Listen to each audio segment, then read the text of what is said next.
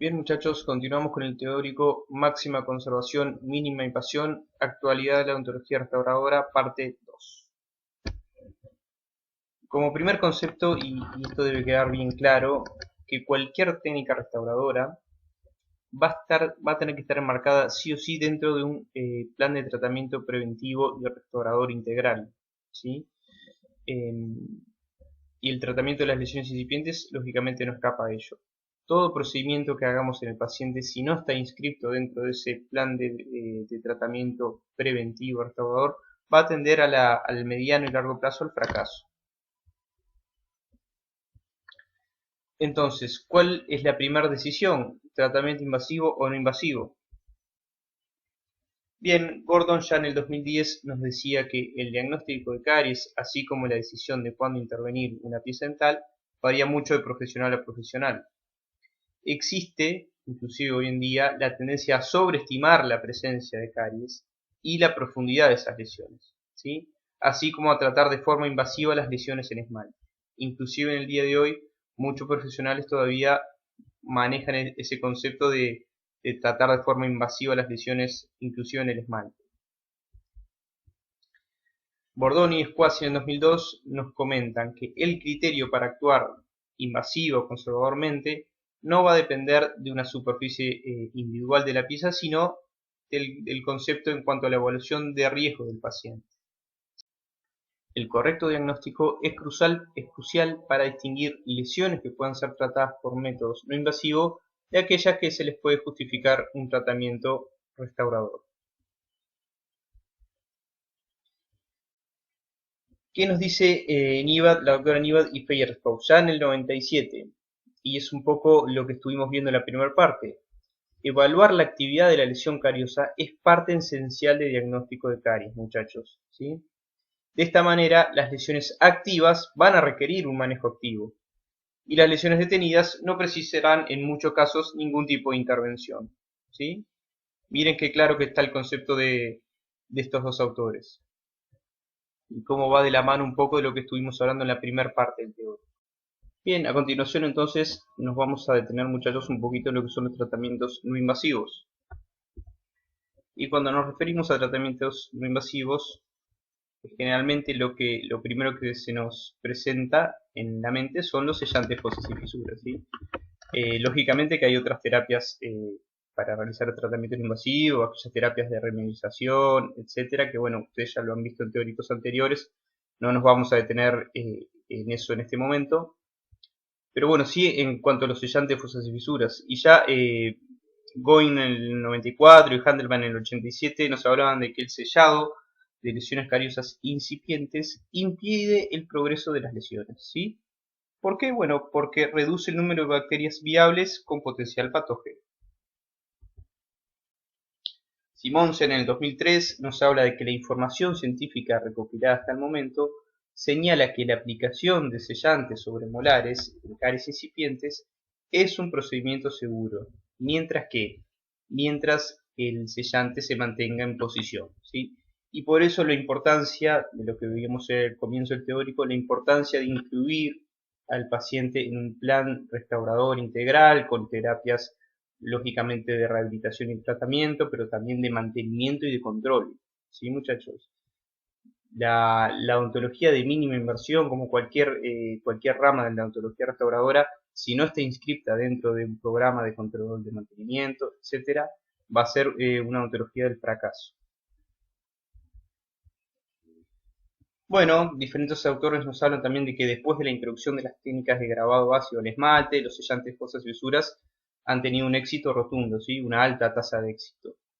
Se han obtenido buenos resultados con el sellado terapéutico de las lesiones activas no cavitadas en esmalte de dientes permanentes y también, y esto es importante, en el sellado de escaries de esmalte y de dentina, ¿sí?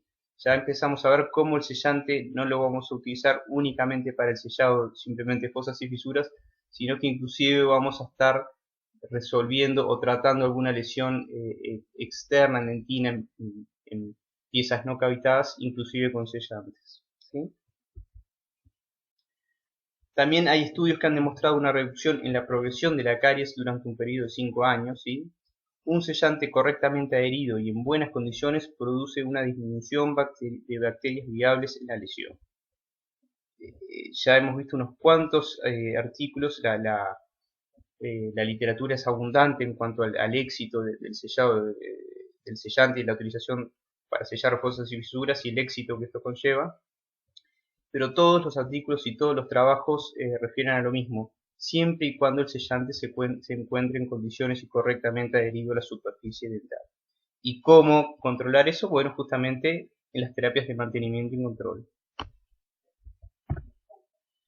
Handelman ya en el 76 y después trabajos en el 80 nos habla de que el sellante en esmalte reduce la cantidad de bacterias viables en dentina cariada.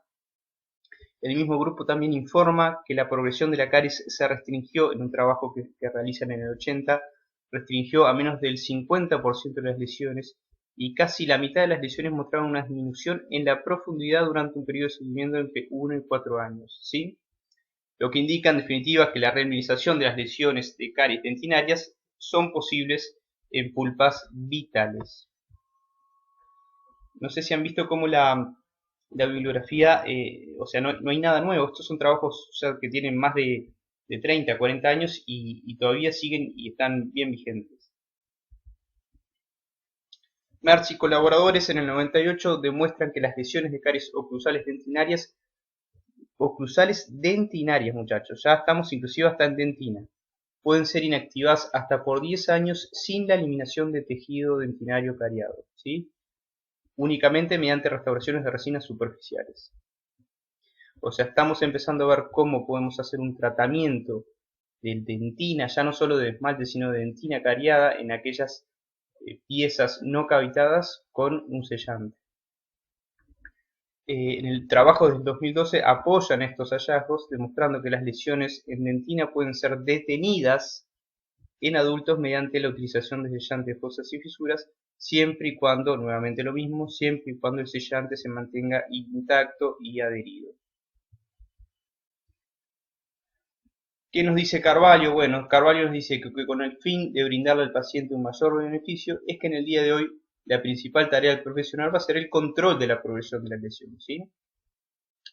La necesidad de tratamiento estará basada en una meticulosa evaluación de la superficie dentaria, así como en el diagnóstico, y volvemos a la primera parte del teórico, la importancia del diagnóstico de la actividad de la caries.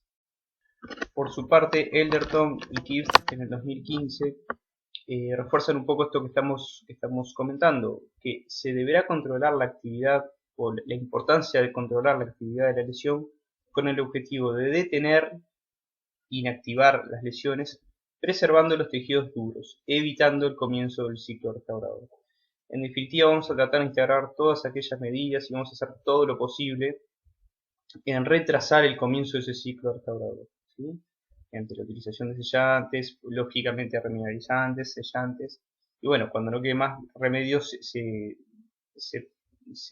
pasará a un procedimiento restaurador invasivo, pero siempre se tenderá a ir siempre de lo menos invasivo a lo más invasivo, ¿sí? Entonces, ¿cuándo sellar? ¿Cuándo sellar, muchachos? En definitiva, esto no pretende ser una receta, simplemente es una guía, un lineamiento. Cada caso y cada pieza es un mundo aparte, entonces eso lo iremos viendo a lo largo del curso y ustedes con nosotros iremos tomando y adquiriendo diferentes estrategias para cada caso en particular. Pero bueno, una guía puede ser sellar surcos sanos en pacientes jóvenes que son pacientes de alto riesgo, ¿sí? Y aquí la importancia de determinar el riesgo del paciente. No va a ser lo mismo un surco dudoso, un surco sano en un paciente de 15, 16 años con una higiene deficiente, o sea, un paciente de alto riesgo, que ese mismo surco con esa misma pigmentación y características similares en un paciente de repente de 65 años, ¿sí? Entonces, todo eso entra en la balanza a la hora de evaluar el tratamiento restaurador. Otra opción para sellar son aquellos surcos dudosos, ¿sí? Surcos dudosos en paciente también de alto riesgo, donde se toma una radiografía y no hay lesión dentinaria aparente, ¿sí? O sea, no se nos presenta un surco dudoso en esmalte, tomamos una radiografía, en dentina no vemos ninguna lesión, bueno, es un paciente de alto riesgo, se sella, ¿sí? Y por último, aquellos surcos dudosos donde tomamos una radiografía de repente clínicamente es un surco similar al anterior, ¿sí? Un surco dudoso, pero tomamos una radiografía y aquí aparece una lesión que se extiende no más allá del tercio externo de la dentina, ¿sí? En la radiografía vemos esa zona radiolúcida, esa lesión, que no abarca más allá del tercio externo de la dentina. Aquí, inclusive, sabiendo que existe una lesión dentinaria, y no exclusivamente el esmalte, podemos aplicar un sellante de fosas y fisuras y, y tratar la pieza de esa manera bien conservadora y con una mínima intervención. Todo esto funciona, muchachos, y soy reiterativo, pero todo esto funciona si el paciente lo controlamos. Si nosotros hacemos todo esto, tratamos de ser lo más conservadores posibles, un surco dudoso que vemos igual lesión dentina y lo sellamos y le damos una oportunidad de tratamiento y el paciente se va y no vuelve por 2 años, probablemente esto fracase, ¿sí? Porque probablemente el sellante de repente empiece a filtrar o se desprenda parte del sellante o se fracture parte del sellante y bueno, ahí la lesión continúa avanzando y de repente peor que si no hubiéramos hecho nada, ¿sí? Así que básicamente, por lo menos al comienzo de año, ustedes van a trabajar con este tipo de tratamiento, ¿sí? Con sellantes en piezas posteriores, inclusive algún sellante proximal también, ¿sí? Entonces en estas piezas, si es un paciente de bajo riesgo, como mencionamos, probablemente no hagamos nada, simplemente nada desde el punto de vista invasivo. Sí vamos a instalar todo lo que es terapia de preventiva, enseñanza de higiene, todos los puntos de esa terapia básica, terapias de mantenimiento, controles, ¿sí? Pero no estaremos realizando ningún tratamiento invasivo. ¿Y aquí qué sucede? ¿Qué haríamos aquí? Y bueno, probablemente muchachos, aquí lo que correspondería sería evaluar el riesgo del paciente. Si estos surcos pigmentados que aparentemente no presentan grandes eh, incavidades ni complicaciones, son de un paciente adulto con un bajo riesgo, probablemente no hagamos nada, muchachos, desde el punto de vista invasivo, ¿sí? Inclusive ni siquiera ni un sellante. Si este caso, estos surcos que pueden de repente ser algo dudosos son en un paciente joven, de alto riesgo, etcétera, bueno, se evaluará de repente la colocación de un sellante.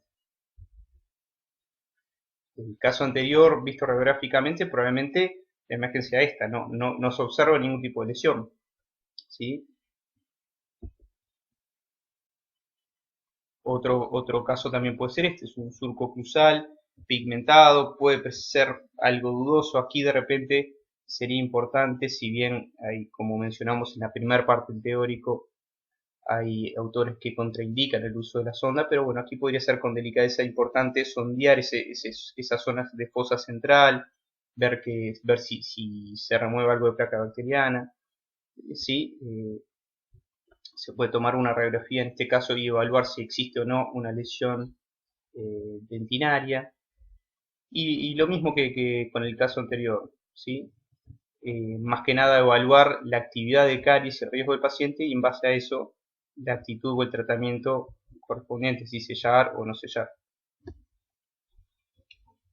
Probablemente observamos en este caso una lesión, una imagen radiográfica de este tipo, donde no se observa prácticamente lesión ninguna en dentina, ¿sí?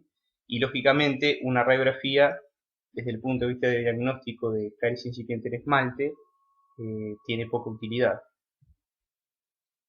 ¿Y qué sucede en este caso? ¿Qué haríamos en este caso? Y bueno, más o menos lo mismo que venimos planteando hasta ahora, muchachos. Evaluar clínicamente, eh, lógicamente con un buen examen visual, con las piezas limpias, secas, bien iluminadas. Sondear levemente esos surcos, ver si retiramos placa bacteriana, vemos si retiramos algún detrito, cómo está a la palpación esas cavidades, acá fosas centrales, esos surcos accesorios. Y lógicamente un examen radiográfico, ¿sí? Que es un examen complementario que nos va a estar hablando de si existe o no lesión dentinaria. Caso similar al anterior.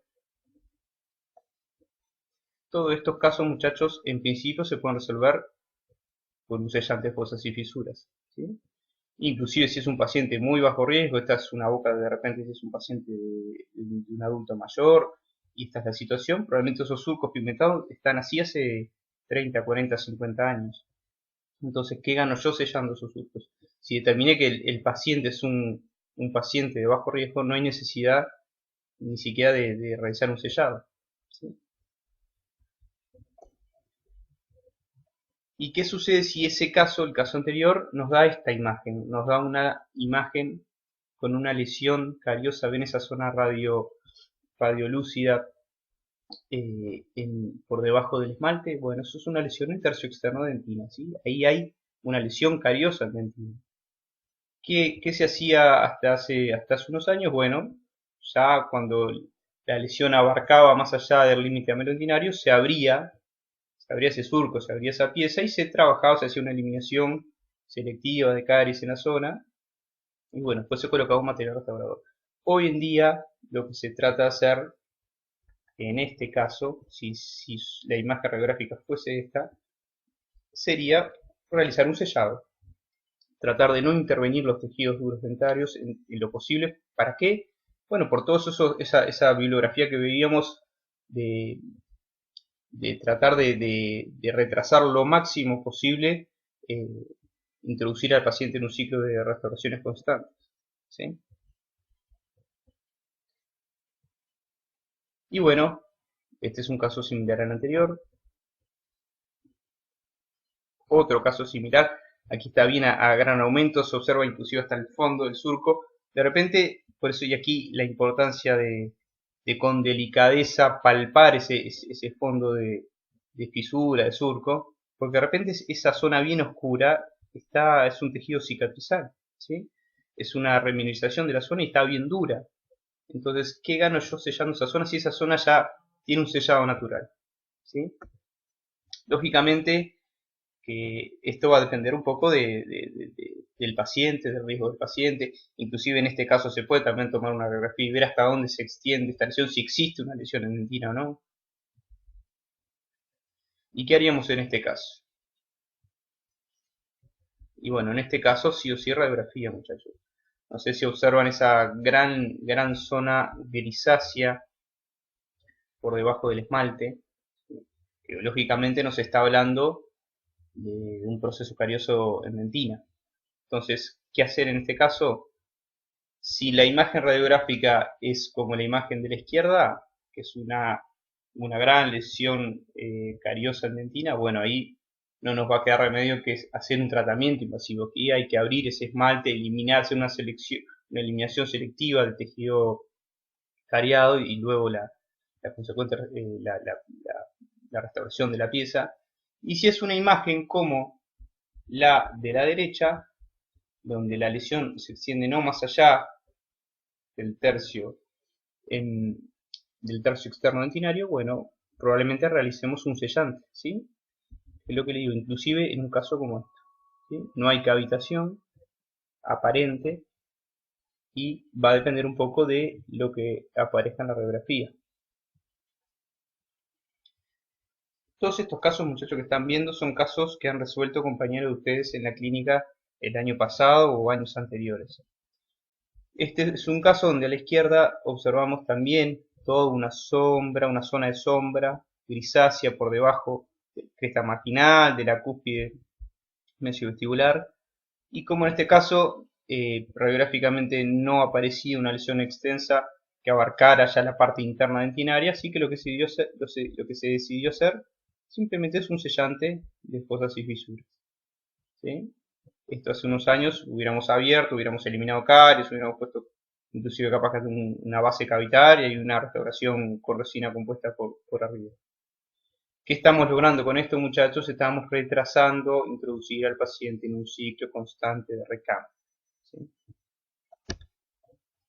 Bueno, hasta aquí la segunda parte, muchachos.